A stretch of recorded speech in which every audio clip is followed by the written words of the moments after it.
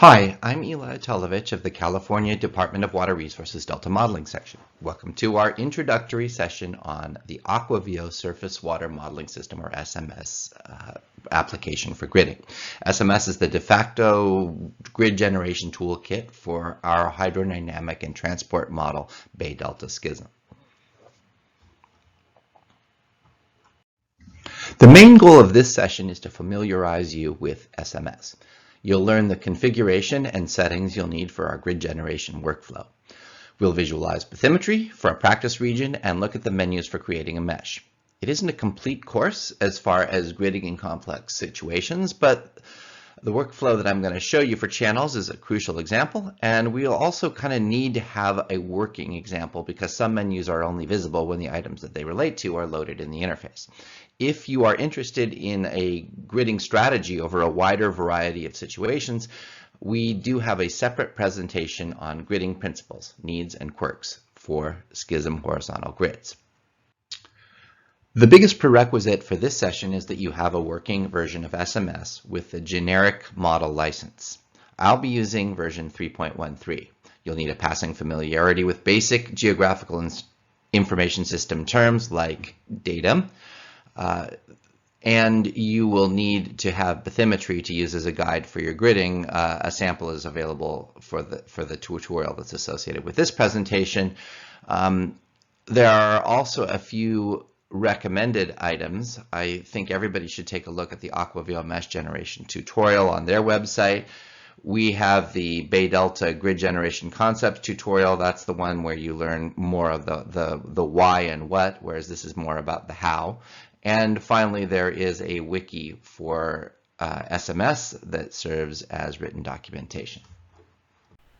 Okay, here we are with SMS open. And the first thing that I'm going to do, because it's easy to forget, is I'm going to set the display projection. This determines the coordinate system that things will be projected to while we're working on them in SMS. So I'm going to go to Display, Display Projection. I'm going to set to a global projection. Now, we use a single projected coordinate system for all work in Bay Delta Schism, and that is EPSG 26910. So I chose add projection from EPSG code, and I entered 26910. The common name for that is NAD83 UTM Zone 10. But there are other things called UTM Zone 10 that could be confounders. The next step is to set the vertical datum, and we'll do that using this bottom menu, which says datum, and we're going to say NAVD 88 and units of meters. I'll click OK, and we're ready to go on projections. The next thing that I want to point out is this area in the project navigator called map data. Maps are the coverages that contain things like polygons and lines that guide the gridding process. So we're going to configure that. It's probably where we're going to spend a lot of our time. But the first thing that we're going to have to do is set it to the kind of map coverage that can be used for gridding work. And that means we're going to go to Type. I right-clicked on Area Property, went to Type, Models, and Generic Model. Also, I'm going to set this to a name that is more reminiscent of grid generation, so I'll just call it Demo Grid. The only menu item that's enabled at the very outset is something called the Create Arc or Feature Arc button. So if I press that, I can digitize a little line. We're going to talk about map features throughout this demonstration, but the idea is that you've got a line with a node, that's the SMS word at each end, and intermediate vertices. One of the issues with the way that SMS opens nowadays that's a little bit different than years ago is that the vertices are not actually visible once you get done with your digitization. So in order to get these to be visible, what I did is I went to the display options and I enabled, so this is display options, map, that's the only thing we've got any data for right now. I go to the arc section and I checked this vertex box. If I had not done that, they disappear, and that makes gridding extremely difficult. So I'm gonna enable it again. Later, we'll use the same dialog box to indicate ID numbers for the arcs when we need to identify them by number, and for showing annotations that indicate the direction they were drawn, which was originally digitized. That's a very, very basic introduction to the map module. We'll come back to that later. Right now I'm going to use the select arc feature. For most create feature buttons, there's a select, and you can do things including deleting or removing them from the session. So I'm going to go to delete and get rid of what I just did. The next thing that I'd like to go over is pulling some bathymetric data into the session. Now, I'm working in this D demo directory, and I've gotten the associated tutorial data, which is called demo0.ascii. We'll have another tutorial on the clip DEM's utility in the Skimpy package in Python that will help you clip DEMs to size so that you can work in SMS without getting bogged down with heavyweight maps. At the moment, though, I'm just going to bring this in as if it were provided, and we are going to see that creates a new area in the project navigator called GIS data. Okay, that's kind of like treats the DEM a little bit as an image. Now, it turns out that's not exactly what we want. This image view of a DEM doesn't allow for things like drawing contours. So one of the first things that I like to do once I pull in some bathymetric data is convert it to a 2D scatter. So I went to the right-clicked on demo0.ascii, convert to 2D scatter. And the scatter name isn't tremendously important to me. I actually kind of like to leave it the same name. Now we don't seem to have made things much better in the sense that we've created a big red blob. And the reason for that is that this scatter is being displayed as a scatter of points with no reference to the bathymetry. So it's just a bunch of red dots, but they're so finely spaced that you can't really see them here. So what I'm going to go back to the display settings. And notice now that there's a GIS section of the display options and also a scatter section. I'm going to go to the scatter section, go to points, remove points, and enable contours. Next, I'm going to go to the contours tab. I want to make sure that I've got the linear contour method, and I want to use a contour map. Now, there's something that I've already done in the background here, but I recommend that everybody do it. Go to color map, and what you're going to want to do, what you'll see when you go there for the first time, is a series of kind of bland color bars that are going to be very green saturated. And although that you might want a graduated color scheme for displaying the bathymetry in a beautiful and informative way, when you're trying to differentiate contours, you're actually going to want them to look the adjoining ones to look very different. So I actually go to the categorical color schemes. Doesn't matter too much which one you display. It might matter a lot of whether you're going to have a base map in the background. So let's just choose GLASB 2. That's the first one on the menu in the color set section. So this is kind of what you'll see when you come in is Aquaveo, and then color set may not be expanded, but if you expand it, you'll see GLASB 2. Okay, there we go. As to values, these values, if you go to our meshing strategies tutorial, you'll know that we want to be able to visualize the always wet line. So I'm going to change in this particular region. I'm going to change contour interval to specified values. Then I'm going to go here and I'm going to change 0.1 to 0.5 meters NAVD, which is about the level that's always wet in Paradise Cut, which is where this example comes from. I'm also going to put one around 1 meter because that's the always wet level when some agricultural barriers that are placed out in the South Delta are there. I'm also going to put something around 2.2 meters. That's the sort of the top of the tidal. Well, maybe I'll just do 2.1 meters, kind of near the high tide level, and marking the break point between a big tidal water level and a flood level, because this region also receives flood flows. 3.7, I'm going to change that to 3.5 and 4. And now we've got a number of pertinent levels for, maybe change this to 5, for the bathymetry, and the colors are pretty easy to differentiate. All right. Now let's look at what it looks like. So that's a real big difference, right? And at this point, the GIS image, if you like it and it's not bogging down your system, that's great. Otherwise, you can disable it. You could even remove it from the interface. And when you're dealing with a lot of data, that might speed up SMS a little bit. Besides bathymetry, you're also probably going to want to see some sort of background base map. So the way that you get that into SMS is to go to this icon here. It's got a little plus sign and then a series of square panels. If you click that, now you may not see this the first time that you open up this dialog, because there is a little location selector, but don't worry, this lies immediately beyond that. Just make a good selection roughly in your region, and then this dialog will pop up next. Google Maps are generally high quality, at least in the area that we're going to be looking at. I'm going to open up Google Satellite, and you can see that it will now also occupy the GIS processing section. So you can show both. You can show both with the bathymetry as well.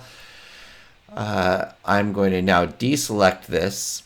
And I'm not going to show it for the rest of the tutorial, but if you were really working on an applied project, it would become very important to make sure that the mesh that you create sort of coincides to the real world and that you're getting the full mesh. The original Paradise Cut mesh, for instance, was quite narrow compared to the real world with the channel, and that causes an underdampening of tidal flows. Now that we've got some bathymetry into SMS, I'm going to start gridding along Paradise Cut, which is this channel right here. And along the way, we're going to be making a lot of on-the-fly decisions about what to display. So let's start by zooming a little bit more into the channel. I want to point out that if you select the scatter data, if you select a particular map and you choose this tool with the number 10 on it, you can actually query the elevations within the channel. Check out the 3 numbers at the bottom left of the main screen, which are the UTM, X and Y coordinates, and the NAVD elevation in meters, and get kind of a sense of which contours are important. We've probably done a pretty good job here because we have a few small purple areas. So this is probably a fairly flat, low gradient area. We've got these levees with real slope to them. The first thing that I'm going to do is go back to the map. I'm going to create a feature arc, and this is a really important workflow. The first thing that I'm going to do is discretize very crudely, but in the sloped levee section of the channel. I want to do this in an area where there's some slope, but I'm going to be quite sloppy, paying no attention to resolution. Okay, I did just a pretty big chunk there. Now, what we're going to try and do is get this to be more rationally spaced, and also we want to make it tally with a contour. I'm again going to choose the 0.5 contour, which is the always wet area, but there's probably a couple contours that you'll need to conform to if you were gridding this for real. So I'm going to go to the Select Arc feature arc tool. I'm going to select that arc, and I'm going to go, I right-clicked, I'm going to go to Redistribute Vertices. So Redistribute Vertices is where you determine the streamwise and cross-stream resolution, particularly for quadrilaterals, which is the kind of gridding that we're going to use for this channel.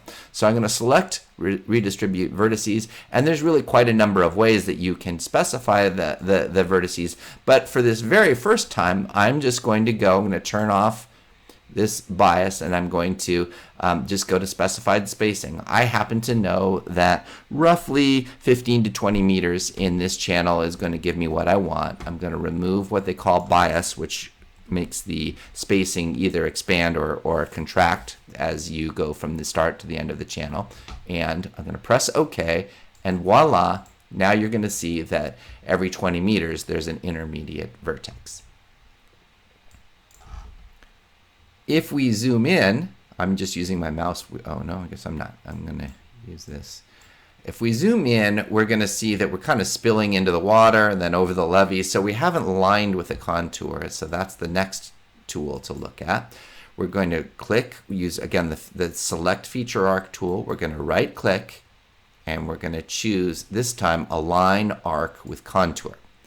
We're going to choose the 0.6 contour. Now, this particular tool also has a max distance feature. SMS is going to run a zero finding algorithm in the background that's going to search for where the map crosses the requested contour. We don't want to set the max distance too large because then it may start searching out past the opposite bank and it may find the wrong 0.6 contour. Since this whole distance is, you saw what 20 meters is. 20 meters of search is absolutely fine. I would actually probably stick with 15.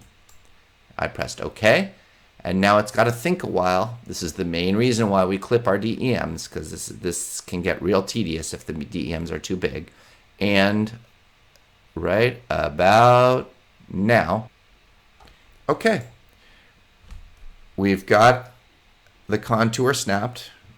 Wasn't what I would call a quick process. And so now we have an evenly spaced mesh, pretty well aligned with the 0.6 meter contour. And what we want to do is create a line string on the other side of the channel that coincides pretty well with the spacing that we just chose. So we're just going to do a lot of the same tricks. We're going to start by clicking here.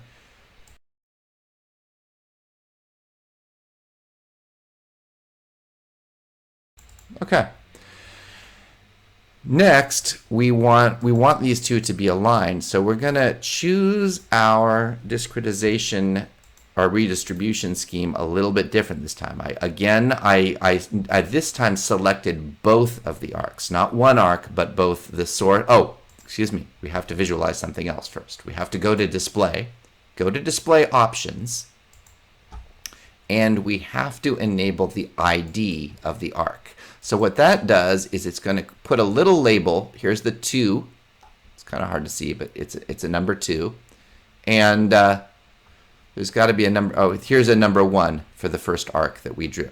Okay, so our source is going to be arc number 1, and we're going to try and project those vertices on over onto arc number 2. So let's do that. We're going to select them both. We're going to right click on redistribute vertices, and we're going to choose source arc. We want to go from number 1 to number 2, but that's the opposite of what the menu says, so we're going to have to change this to a 1. And now when we say OK, you can see that all of these vertex locations have been projected over. And in this case, it's probably a pretty clean job. It's not tremendously difficult to do it on such a straight channel. Let's now also align this arc, but instead of going to 0.6, I'm going to jitter a little bit. In our gridding strategies course, we'll talk a little bit about the numerical floodplain effect, but I think 0.48 would be great here. And I'll say 15 meters. I just don't want a large number of elements activated hydrodynamically all at once. So, okay, just a warning, I have edited out a little bit of waiting time, and I think if I were doing this again, I probably would use the clip DEM tool and go much more local, probably just to the area that we see right here. Okay, streamwise direction is now mostly taken care of. Let's look in the cross stream direction and learn a couple other tools. Let's zoom here in on the channel, and I'm going to just digitize from this node to this node. There's pretty good snapping in SMS, so you can see when you get that red square, that means it's going to connect up, and the two will form a kind of a junction. I'm going to now go back to the feature selection tool. Now, this time we want things to be a little bit different. One thing that I didn't mention before, and I probably should have, is that we were using the cubic spline feature enabled. You don't really need that for here, although it doesn't, I don't think it's going to get in the way. Now I'm going to go with a specified number of segments. I happen to know that this is about a 40-meter channel, something like that, and I know that in this particular reach I'm probably going to want either 6 or 8 elements wide. Since this is a downstream area that's a little wider, I'm going to do this one with 8, and I'm going to do the upstream one with 6, just so that we can see what happens. I'm going to choose 8 segments. Now, if we just gridded like this, we would get 8 even length segments, right? They'd be equal length, but we're going to choose a bias such that it gets more dense towards the shoreline. So I'm going to choose bias and second bias, and I'm going to make the values of the bias 2.0. Now, what does that mean? Bias means that as you go away from your starting point, if it's a number above 1, the discretization length is going to increase as you progress. If it's a number less than 1, it's going to get smaller. Second bias means that you're going to use both sides of the line for both the nodes at both ends as starting points and kind of meet in the middle. Okay, so if we say OK here, you can see what we get. We have a slightly wider discretization length on towards the middle and a shorter one at the edge. The exact meaning of the numbers is something you often have to fiddle with a little bit. So this is probably a good time to mention that SMS doesn't have an undo feature. So if you're doing something where you're experimenting with a resolution and you're going to lose all your contour alignment or something like that, you might want to press Control S and actually save this as a project. So this is the first time that I'm going to do that, and I'm going to write demo.sms. Okay, this we'll talk about the file types that get produced shortly. So then the next thing that we're going to do is go to the other upstream end of the channel, and we're going to create an arc using the Create Feature Arc tool. We're going to select it. This time I'm going to use 6 as the number of segments. I'm going to keep the same bias as before. Doesn't matter whether you use cubic spline, but it does start to matter when you're doing sinuous channels. So we've now closed off a polygon and done something. So we can create that polygon by doing the following thing. We're going to go to the Feature Objects menu at the top of SMS and go to Build Polygons. Okay, so topologically it looks like a polygon. Now SMS actually knows about it as a polygon. Suddenly this button will be enabled. This is the Select Polygon tool. You can click here, and if you go to Attributes, you will now be able to set the kind of mesh that will be generated in SMS. I'm going to go to Patch or Quadrilaterals. Okay, one of the requirements for a quadrilateral is that all of these, there be 4 corners essentially. So we need, and they have to be blue in this interface. That's trivial here because there are only 4 corners, or only 4 nodes, and it generally will get that situation right. But if you've done a lot of gridding where other lines come in and join up with this polygon, it's possible that you'll see red here instead, and I'll show you an example of that in a second. Right now, let's preview the mesh. One of the great things about this particular dialog box is that the previews, there is kind of not an undo, but you can cancel out of here, and the action that you've proposed in this dialog box will not be propagated back to your project. So it's as close to undo as we do have in SMS. Okay, so looking at this, it looks good enough, I think, to proceed. So what I'm going to do is I'm going to say OK. Now, if we want to make this a little bit more permanent and have it around to visualize while we do other stuff, we need to go back to the feature objects. This is kind of the map drop-down menu. Go to Map to 2D Mesh and click that.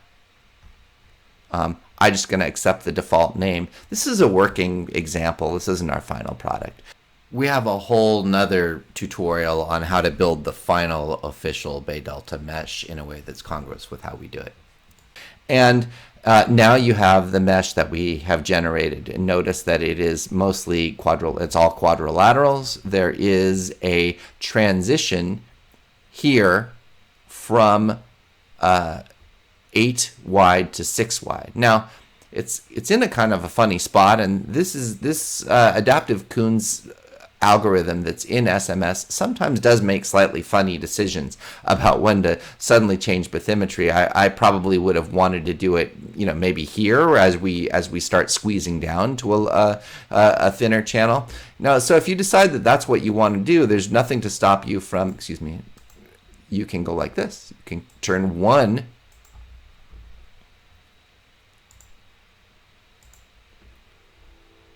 polygon. You can let's say that this is the point where you want to have 6, or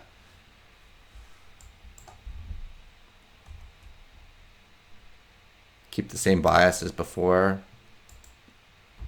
Have to rebuild the polygons because now there are 2 polygons, and needs to know that. And you can do many things. You can select one of them and then select Control A. That will select them all. If you select none of them, it will do all of them. So and I forgot to mention one other thing. Generally speaking, if you subdivide a patch, you will get the 2 sides. This is a patch, and the other one will be a patch too. That isn't something you can take for granted for other types of edits, but it is something that SMS seems to do right all the time here. I'm just going to Control click it and go Map 2D Mesh. Okay, so now we've got something that's maybe very similar, but the transition is in a different spot, and you might want to work on where you think is best for that. Okay, let's get rid of that mesh and talk about 2 things that could go wrong. The first is that you make a small discretization error where you sort of miss when you're connecting up 2 arcs. So let's get rid of this is that feature arc that had 6 vertices. But what I'm going to do here is I'm going to start at the node here, but I'm going to miss. Okay, and there is a tool that can allow you to snap the nodes. Remember, the endpoints of a feature arc are called nodes, and there is a select feature point. Is it called feature point? Yeah. That grabs these nodes, so now they're both selected, and you can go up here and select clean under the feature objects menu. Okay, if you say clean, now what you want to do is make sure that the clean options say selected nodes. Please don't be careless about that. You'll get quite a different effect. And in fact, the first couple of times you clean, you might want to Control S and save the state of your application. I'm going to say OK, and what's going to happen is these 2 are going to stay selected, and I'm going to click on the place that I wish I had landed on for both of them, and it's going to snap. And now these are together. I can go back. I can say redistribute vertices, 6. Okay. Now, because I've disconnected a polygon and reconnected it, I have to regenerate the polygon. I'm going to take a look at it here.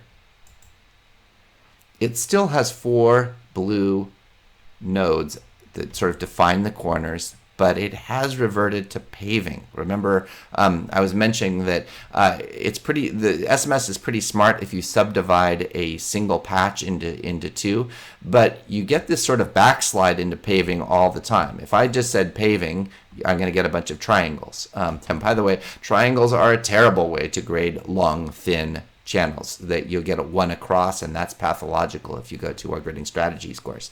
So what I'm going to do is go to patch, and everything is fixed.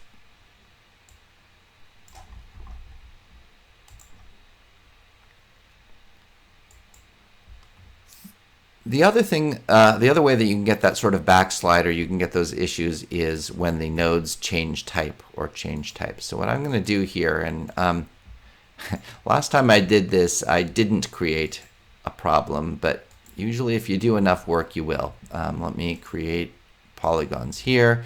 Let's see what this thing looks like now. You know, it shouldn't change, but yeah, see, now we have more than 4 corners or blue vertices. So what I'm going to have to do is go to this node selection, and I'm going to select, I'm going to actually click select so that there's 2 nodes selected, and I'm going to change this split type, which is what makes it blue and what makes it a corner, to merge, which is going to make it red, these two red. The other 4, which are the ones I really want to have be corners, are still in blue. I preview the mesh, and voila, it is repaired. Over here, of course, we have, it will be paving by default. It's super messy. I didn't do anything there. So this is just nonsense, and I'm going to get rid of it from my session. There's one last thing I'd like to show you, and that has to do with the mesh menu. So I'm going to go back here, and I'm going to choose Map to 2D Mesh. Okay. Now, well, actually, I'm going to show you 2 things. These intermediate nodes, since we got rid of all the topology that was associated with that, they don't really need to be there. So let's do a little bit of cleanup. Let's select those nodes, and we're going to say nodes to vertices. So I selected the nodes, and boom, they go away. Now, can you do that to these nodes? Let's select them and right-click, nodes to vertices.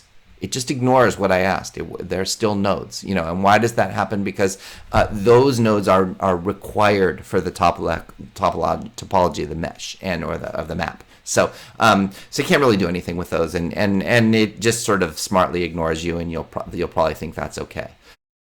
There's one last item on the map that I'd like to show you. One of them is how to use bias that's not two-sided. And for that, you're going to need to be able to visualize one more thing, which is the arrows that show you the direction in which the arc is digitized. So what I did is I went to annotations in the display options map section. I go to annotations, show arc direction arrow. Click OK. And now you'll get a little triangle, and both of them were defined from left to right in this case. I can give you 2 examples of where you would need information about direction. Let's say that you've got an existing arc and you want to create a second arc that's a shifted version of that first one. There is a tool for doing that, but it requires a sense of orientation, or right and left. You can go to offset arcs. You could create an arc that's on the right hand side, so that's as you're walking down the arrow, it would be on your right. You could say, I want it, let's say, 5 meters away. I want to do 1 extra arc, and now you get another arc that's about 5 meters away. Maybe you'd snap that to a contour, maybe you wouldn't. I'm going to just delete it right now. The other time when you can use this arrow is setting up a bias that's directional. So the one that we did for the cross stream direction had a bias from both ends. But if we unclick this and we leave this as 2, what's going to happen is that the bias is going to go from the discretization length is going to increase as you go down the arrow. So things are going to go from being narrower here to wider up here. Boom. I'm not sure that that's necessarily something that we want to do, but it's not crazy because we did have 8 cross-stream segments here and 6 here. So of course this will make a terrible mesh now because there's an uneven number of vertices on the 2 sides. So you no longer have like good-looking quadrilaterals or something like that, but we could project what we did over I'm going to do, again, now I'm going to go to that source arc function. I'm going to go again from 1 to 2. I've got my cubic spline on, and voila. Now, what you'll probably find is that the mesh is, it's attractive again. It's well aligned. It's not orthogonal, but it's not terribly not, it isn't ugly or very poor quality. Okay, now speaking of quality, let's talk a little bit about, let's generate the mesh one more time using the, I'm going to select the demo grid, go to feature objects, and go map. We may have to just chalk that one up to experience. Okay, now there are some smoothing options in SMS that you can access on this mesh menu. Okay, so I am now selecting a mesh. Maybe we can get rid of some of the old ones to neaten up the work area. And what I'm going to do is go to the Elements menu, and this is an important option you're only going to have to set once. As far as I can tell, it will stick through at least an individual project. You have to set the number of iterations for element relaxation to 200. That's so that every time we work on Bay Delta Schism, we have the same settings among everybody who's working. 3 is probably too small. It kind of terminates the algorithm too early. 200 is super overkill, but it doesn't do any harm to do that. So now I've got 200 iterations. Now let's see what that does. In the mesh menu, there are different button options. Here's one that is select element. So let me just select a bunch of elements, go up to the elements menu, and choose relax. And what happens is really there's only a very subtle change in quality because things weren't that bad in the first place. If you do a paving section, which is let's do that.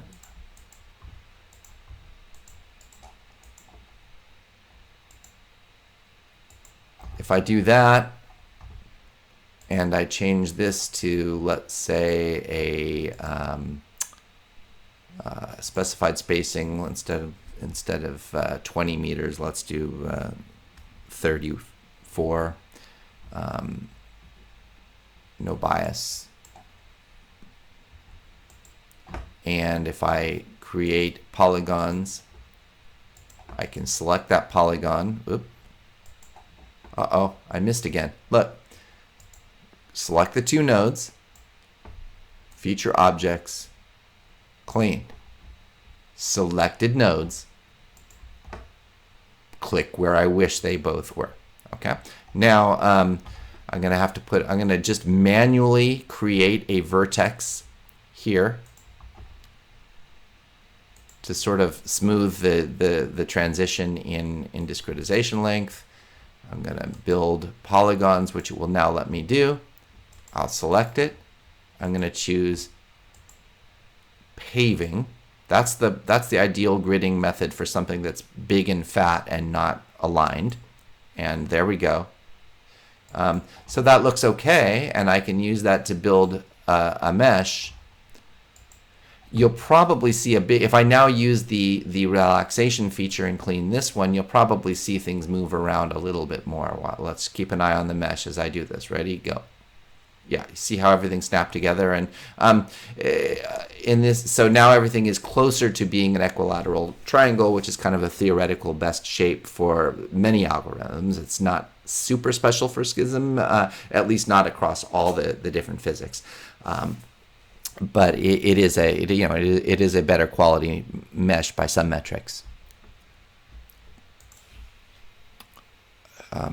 One other thing you can do with triangles is you can turn some of them into rectangles, and that's efficient in some contexts. So let's go to elements, and what we're going to do is merge triangles. And you can see some of the triangles were merged. It's only willing to do this if it's a good move and doesn't make the mesh bad quality. You can go back and relax again after you're done. That will kind of tighten the mesh quality back up.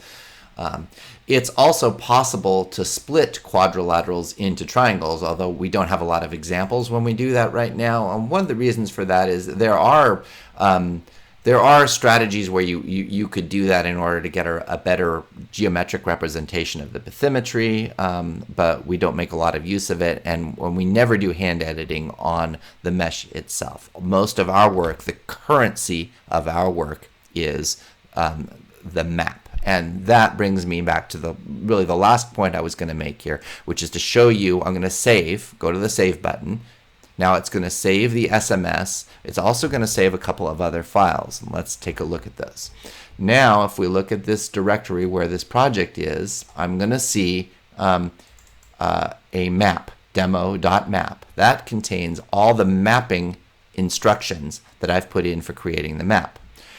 If I go to the demo models mesh, you're going to see well, several, but the latest one that I did was the 4. You're going to see a 2DM file. So the 2DM file is kind of a proprietary text format.